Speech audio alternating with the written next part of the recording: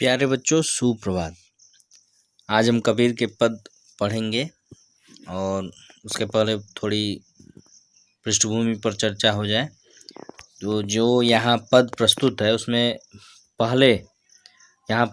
पहले पद में कबीर ने परमात्मा को सृष्टि के कण कण में देखा है। मतलब हर जगह ईश्वर की व्याप्ति को उन्होंने बताया है, ज्योति रूप में स्वीकारा है तथा उसकी व्याप्ति चराचर संसार में दिखाई है। जिस प्रकार प्रकाश हर जगह व्याप्त है, उसी प्रकार ईश्वर भी सभी जगह व्याप्त है।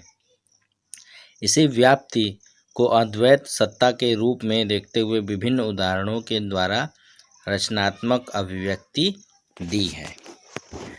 तो पहले इसके बारे में पढ़ रहे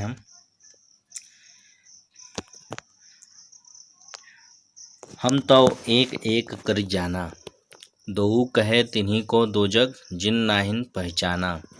एके पवन एक ही पानी, एकै ज्योति समाना।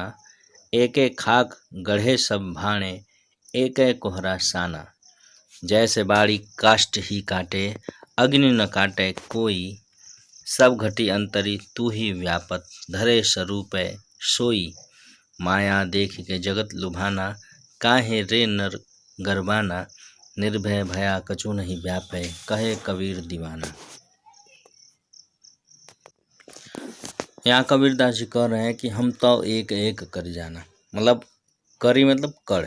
हमने एक एक कड़ में जाना है। किससे जाना है? ईश्वर को जाना है, परमात्मा को, भगवान को हमने एक एक कड़ में जाना है, पहचाना है। दोई कहे तिन्हीं को दो जग जिन नाहिन पहचाना।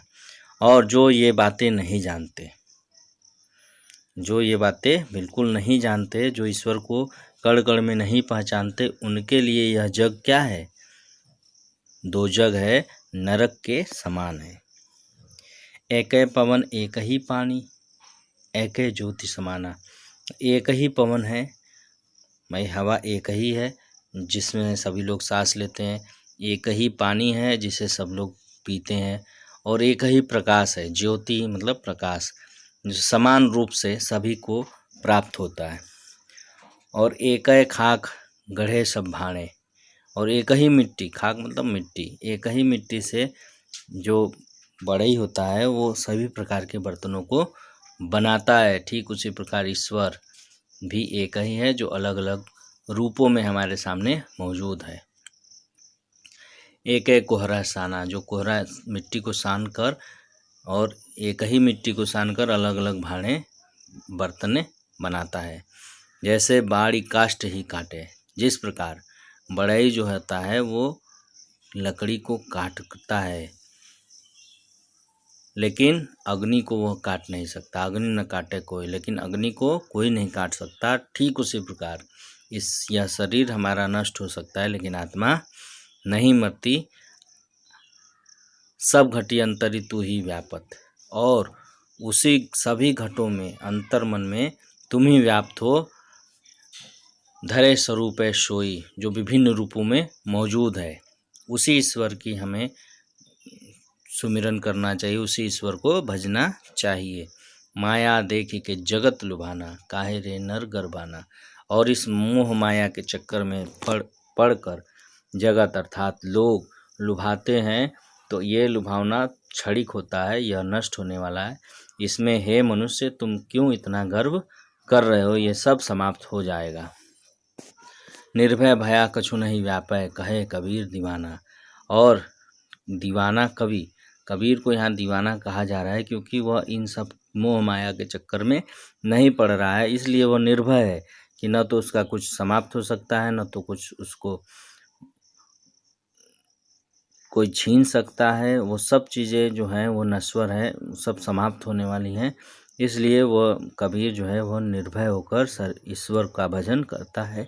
वही एक सत्य है कि अपने मन में हम ईश्वर का भजन करें, ईश्वर का सुमिरन करें। इसलिए कबीर जो है वो दीवाना है और निर्भय होकर बिना किसी से डरे हुए ईश्वर को अपने मन में भजते रहते हैं। ये पद हो गया।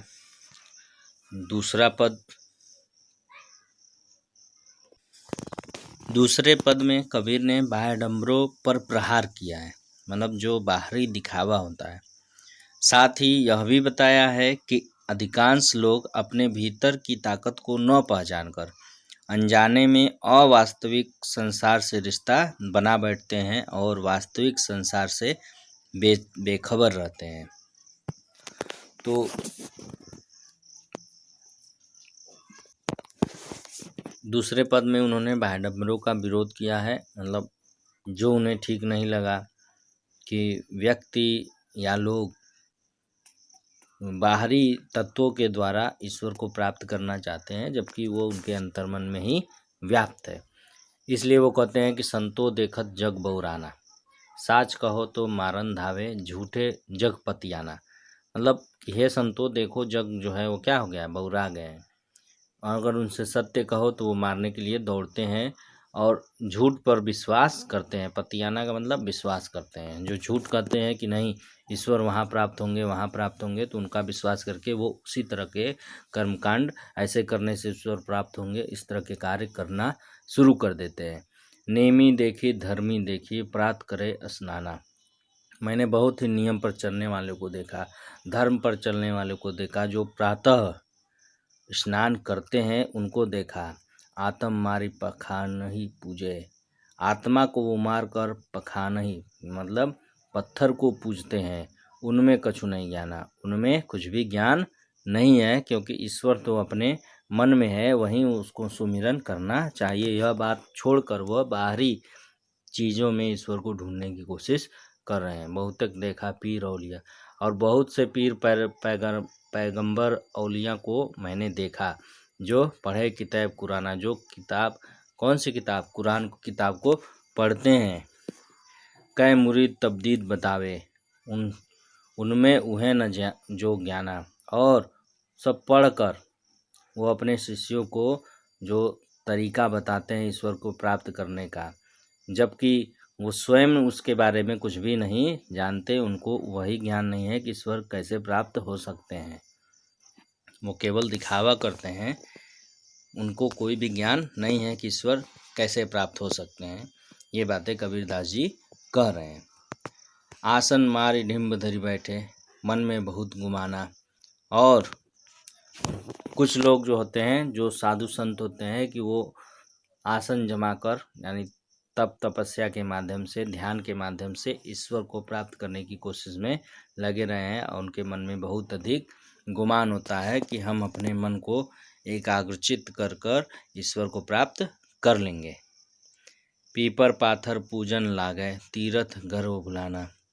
और पीपल के पत्ते को जो पूजते हैं, पीपल के वृक्ष को पूजते हैं, पत्थर को पूजते हैं, तीर्थ करते हैं, और इस गर्व में भूले हुए हैं कि हमें ईश्वर को की प्राप्ति हो रही है। ऐसा कुछ भी नहीं है, ईश्वर ऐसे प्राप्त नहीं हो सकते, ऐसा कबीरदास जी कह रहे हैं। टोपी पहिरे माला पहिरे छाप तिलक अनुमाना। बहुत से लोगों को मैंने देखा है जो टोपी पहन रहे हैं, माला पहने हैं, तिलक लगाकर ईश्वर को ढूंढने की कोशिश कर रहे हैं, लेकिन वास्तव में ईश्वर प्राप्त होने वाले ऐसे नहीं है। ईश्वर आपके इन बाह्यडम्बरों से, इन बाहरी दिखावा से ईश्वर प्राप्त नहीं हो सकते। ईश्वर आपके मन में व्याप्त हैं, और ईश्वर को मन में ढूंढने से वो मन में ही प्राप्त हो सकते हैं। ऐसा कबीरदास जी लोगों को समझा रहे हैं, लोगों को बता रहे हैं। तो ये 2 पद आप पढ़िएगा, आगे अगले वीडियो में आगे चर्चा होगी। तब तक के लिए धन्यवाद।